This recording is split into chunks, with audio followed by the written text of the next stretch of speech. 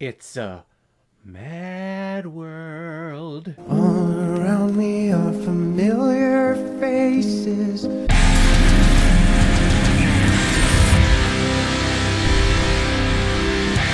It's a mad world released in 1963 and is directed by Stanley Kramer, who's also directed such films like The Defiant Ones, On the Beach, Inherit the Wind, and High Noon. And this epic comedy is starring Spencer Tracy, Milton Berle, Sid Caesar, Buddy Hackett, Ethel Merman, Mickey Rooney, Dick Shawn, Phil Silvers, Terry Thomas, Jonathan Winters, Eddie Adams, Dorothy Provine, and Jimmy Durante. Plus, there are several different cameos in here of famous comedians all throughout this decade. There's a short little clip where the Three Stooges are just firefighters, ready and just waiting for the plane to crash, and that made me happy. I love the Three Stooges. But the reason why we're talking about this almost 3.5 hour rat race of a movie, if I'm going to put it that way, is because it was a PayPal recommendation and donation from a big contributor and supporter of this channel, Jeff Fry. Thank you very much for this recommendation.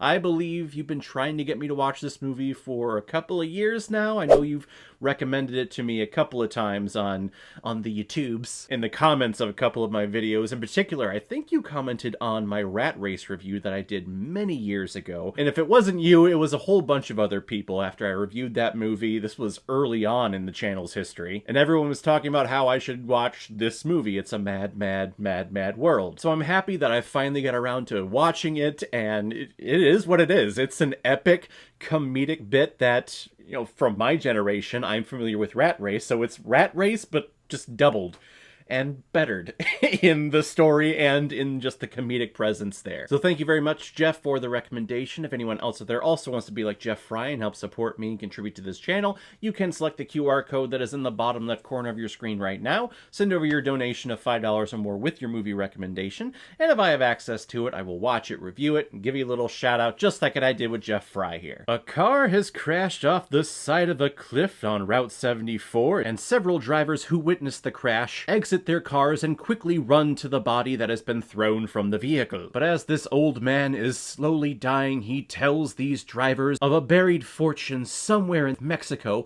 under a big gigantic W. And as the drivers are let go after the person dies, they all seem like they think that this is a complete hoax and they carry along their way. However, of course, eventually they all start seeing dollar signs in their brains and they all make a U-turn and try to make it to Mexico before the other driver so that they can take the entire fortune for themselves. And what we get is the next 3 hours of just complete insanity and seeing the path that these characters find themselves on.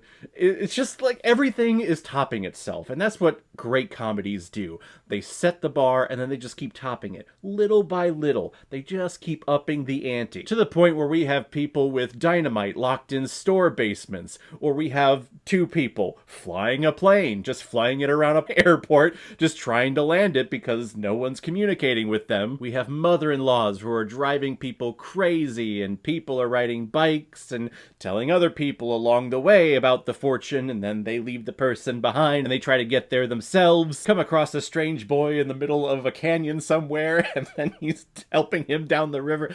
This movie's great. I love this thing. I definitely don't think a film like this could be made today, especially at this length. Yes, we did have Rat Race, I believe back in 2001, I want to say. But the pacing of that movie is chopped down so much that that film, I believe, was an hour and a half long. I'm talking about if we're going to make a comedy nowadays that is this long with this number of pratfalls and pratfall-y situations, I don't think it could be done today and be received well. Thank God there is an intermission. Not because I was bored and I was not entertained, I was definitely that, but when it comes to comedy, you have to have that break in between where you can just go to the bathroom and just de-cleanse yourself and relax yourself of all the hilarity and just outrageousness that you see in this film. That way, when you come back for the second act, it feels a little bit fresher and you're not likely to become bored of all the comedy shticks that you're seeing. I really can't get over this script. This script is impressing me tremendously about how it gives just equal time to all of these characters. Even the side characters that come in in Act 2. The police officers that are monitoring this entire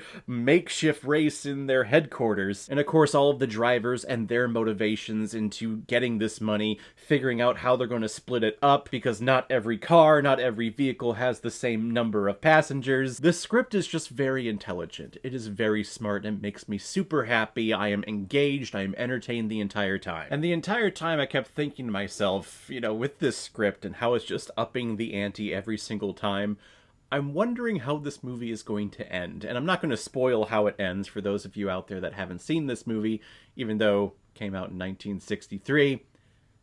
It's a bit of an old film, to be honest. But for this movie to end how it does in that tower situation, I find very satisfying. However, I don't like that the climax really just involved all of the men involved in the race and in the cars. All of our actresses were just safe on the ground, and I know this is the 60s, so seeing a woman do pratfalls and be put in physical situations like that, this is the 60s, that's basically unheard of. Women are here to be the eye candy or to be the ones shouting at the men, which happens all throughout this movie. That's why Ethel Merman is here. She doesn't stop. She keeps going. She is a broken record. She just keeps repeating herself, and she keeps talking and talking and talking and yelling at anyone who is in her vicinity, and it's pissing her off. She won't stop talking. But they're all just safe on the ground while the men are basically climbing up this tower going for the money. You know, we've come a long way since 1963, where if this comedy was done today, we would definitely see both men and women characters. Hell, any gender of character that you want to see on screen, they would all be participating in the climax and the pratfally situation. There is so much to sink your teeth in with this movie that I absolutely recommend it. You know, it's funny, this movie has such a wide variety of a cast, and it's so long, especially for a comedy, that I'm just trying to think of things to talk about, but there's just so much that happens in here that really the thing that stands out to me the most and that I'm most impressed with is the script. So if you're going to see this movie at all, just know the script is fantastic and it's hilarious. This thing is a comedy and it's absolutely hilarious. It's very funny. You don't get that a lot with comedies nowadays. It's listed as a comedy and you don't laugh at all. Here, I was laughing almost the entire time. I'm gonna give It's a Mad, Mad, Mad World 4 out of 5 Blu-rays. I like it a lot. So guys, if you've seen It's a Mad, Mad, Mad World, what did you think about it? Or if you've never seen it before and you stumbled across because of this video, then comment below and let me know what you thought about it. And as always, if you like what you see here, if you like my take on movies, then hit the subscribe button and make sure you hit that bell so you know the next time I release my next movie review. So guys, I will see you next time on the channel, but in the meantime, be well, be good to each other, and go watch a movie. Take care, guys.